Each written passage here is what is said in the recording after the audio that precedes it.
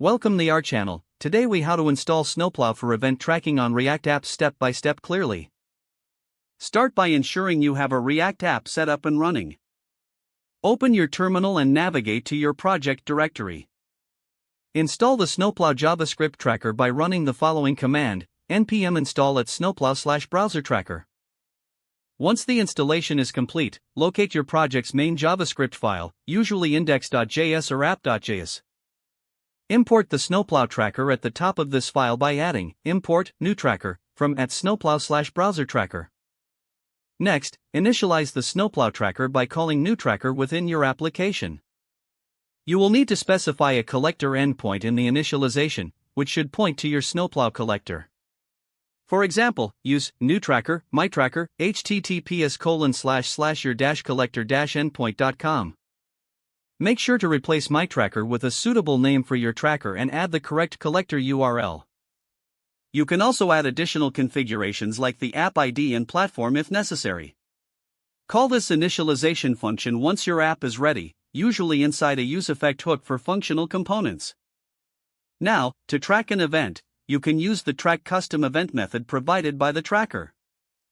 For example, to track a button click, define your event handler and call track custom event within it. Inside track custom event, specify the event name and any properties you want to include.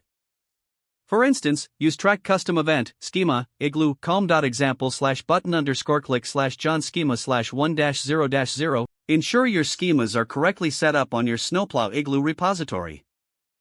Once your events are set up, test your application to confirm that events are being sent to your Snowplow collector.